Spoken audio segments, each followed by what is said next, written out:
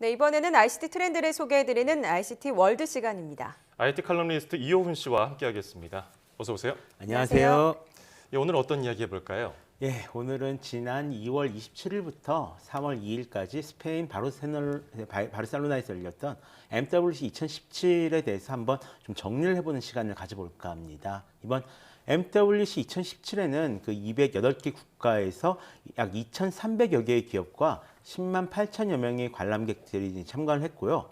모바일 더 넥스트 엘리먼츠라는 주제가 번역하자면 모바일 그 다음 요소는 무엇이냐라는 주제로 미래의 모바일에 대해서 이제 논의를 했다라고 할 수가 있을 것 같습니다. 그 다음 요소가 뭔지 정말 궁금한데 네. 모바일의 다음 시대에 기반이 되는 것들, 뭐 어떤 것들을 꼽아볼 수 있을까요? 일단 그 엘리먼츠라고 하니까요, 일종의 요소라는 게 되겠죠. 저희들 뭐 화수, 목, 금, 토 할 때 이런 것과 비슷한 건데요. 그러니까 다음 세대의 이 어떤 모바일, 그러니까 모바일 다음 세대의 어떤 기반이 될 수 있는 그런 기술들을 이제 의미를 하는 겁니다. 그 기반이 5G 인터넷, 인공지능이 될지는 아직 모르기 때문에 어떻게 좀 변화해 나갈 것인가에 대해서 이제 논의를 했다라고 보시면 될 것 같습니다.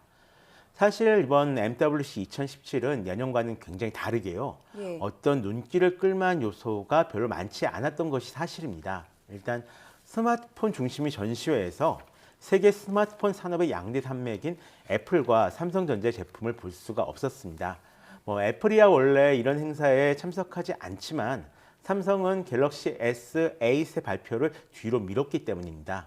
또 다른 한편으로는 인공지능을 비롯해 커넥티드카, 드론, 가상현실 제품들이 여전히 좀 많이 전시되긴 했었는데요.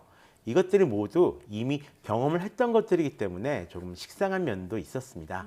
다만 예전과는 다르게 곧 상용화가 될 제품들, 그러니까 바로 쓸 수 있는 제품들을 좀 많이 볼 수 있었다라는 것은 이번 그 전시의 좀 장점이다라고 볼 수 있을 것 같네요. 예. 또 무엇보다 중요한 건 미래의 모바일은 이 발전된 스마트 기기로 나타나는 것이 아니라 새로운 디지털 컨텐츠, 새로운 소프트웨어가 더욱 이제 중요해질 것이다라는 것이 부각됐다는 거죠. 예, 이번에는 예년과 다르게 뭐 눈에 띄는 제품이나 기술이 없었다고 예. 할 만한 게 주제에서도 느껴지는 것 같아요. 지난해에는 모바일 is everything, 모바일이 모든 것이다 이렇게 좀 뭐랄까 자신감 넘치는 주제였다면 이번에는 다음 혁신 뭐 요소를 찾아보자, 예. 다음 우리가 또 혁신에서 충격을 받을 만한 요소를 찾아보자 이런 걸로 바뀌었으니까 좀 한 발 물러선 것 같기도 한데 그게 이제 콘텐츠라든지 소프트웨어로 발전될 가능성이 있다는 거죠. 이제 먼저 보실 것이 하나 있는데요. 예. 이거 이번에 네이버가 MWC 2017 기조연설에서 공개한 인공지능 플랫폼인 클로바입니다. 일상생활을 지원하는 형태의 인공지능인데요. 인간의 오감, 그러니까 시각, 후각, 청각, 촉각, 미각을 모두 적용한 AI로 좀 발전시킬 계획을 가지고 있는 보다 다양한 형태로 인간과 소통하기를 원하는 조금은 독특한 인공지능입니다. 지금은 이제 말로 하는 것과 주는데 후각까지도 가능하잖아요. 그리고 얼굴로 뭔가 보여주기도 하고요. 아. 소리도 들려주고요. 그렇군요. 근데 이처럼 그 올해 MWC 2017 기조연설이 대부분이 네. 이 인공지능과 5G 인터넷 그리고 이 콘텐츠를 전달하는 방법에 초점을 맞추고 있었습니다. 이제 사람들이 스마트폰을 가지고 있는 것은 기정사실이 되었고요. 예. 모바일 이제 에브리띵이니까요. 이런 현실에서 출발해 사람들이 무엇을 이제 즐길 수 있는 것인가를 이제 생각하게 된 거죠. 지금보다도 더 쉽고 간편하게요. PC로 따지자면 어쩌면 예전에 그 도스 시절이 끝나고 윈도우 시절로 넘어가는 것과 좀 비슷한 시기가 스마트폰에게도 오고 있는 것인지 모릅니다. 아직은 여전히 가야 할 길을 찾고 있는 것 같긴 하지만요. 예. 자, 그래도 이제 모바일 전시회니까 삼성, 애플은 뭐 제품이 없었다고 하지만 그래도 새로 나온 스마트폰이 있었을 것 같거든요. 어떤 것들이 있었습니까? 일단 좀 큰 키워드는 크게 뭐 본질, 복고, 그리고 중국 이렇게 세 가지로 나눠볼 수 있을 것 같습니다. 먼저 LG전자에서는 G6를 선보였습니다. 이 스마트폰 가운데 처음으로 18:9 화면비를 채택한 스마트폰인데요. 예. 이 베젤을 줄여서 5.7인치 화면을 가지고 있으면서도 이 그립감이 좋고 이 1300만 화소의 듀얼 카메라를 장착한 것이 특징입니다. 또 한편 화웨이에서는 이 플래그십 스마트폰 P10과 P10 플러스를 발표를 했는데요. 1200만 화소의 라이카 기술 듀얼 카메라를 비롯해서 전면 카메라에도 라이카 기술을 적용했기 때문에 세계 최초로 라이카 기술을 적용한 전면 카메라 스마트폰이라는 것을 좀 내세우고 있습니다. 이 두 제품은 모두 이제 다른 스마트폰에 비해서 특별히 독특한 점을 가지고 있지는 않지만 스마트폰의 기본 기능과 카메라에 중점을 둔 것이 특징입니다.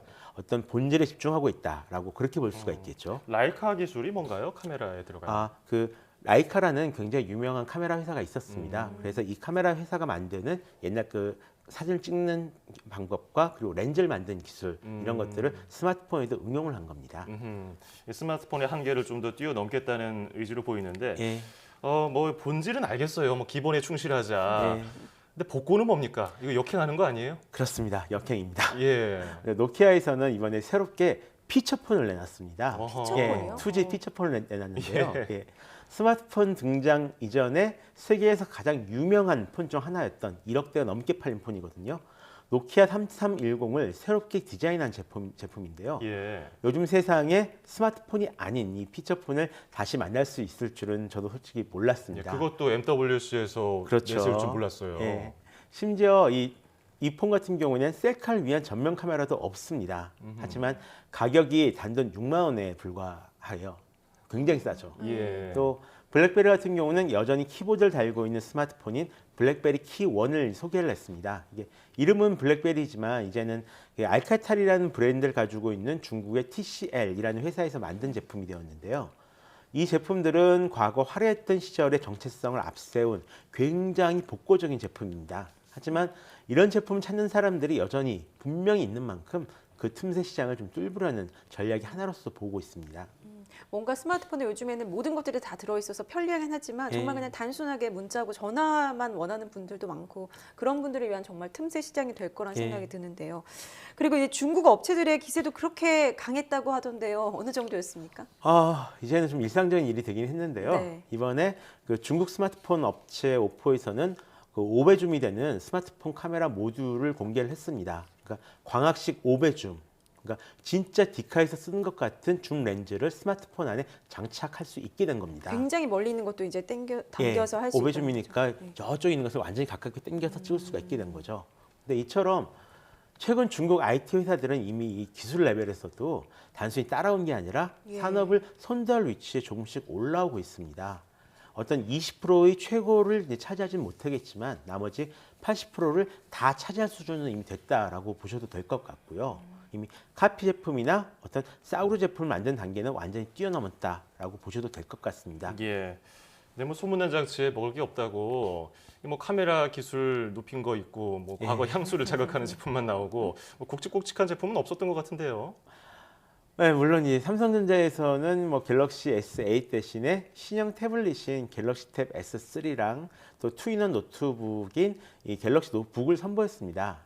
겉보기에는 이전 제품과 크게 달라지지 않았지만요. 뭐 예. S펜을 지원하는 등 전반적으로 고급화된 것이 특징입니다. 또 DJI에서는 사업용 드론인 M200을 선보였고요. 또 게임용 드론을 비롯해서 굉장히 다양한 형태의 어떤 특화된 드론들이 많이 선을 보였습니다. 또 소프트뱅크의 페퍼 같은 로봇은 현장에서 실제로 쓰이는 모습을 많이 볼 수가 있었고요.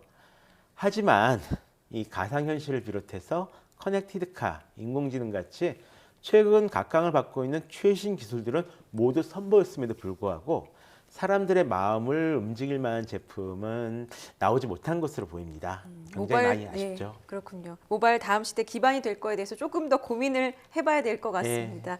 네, MWC 2017에 대해서 살펴봤습니다. 지금까지 IT 칼럼니스트 이호은 씨와 함께했습니다. 오늘 감사합니다. 고맙습니다.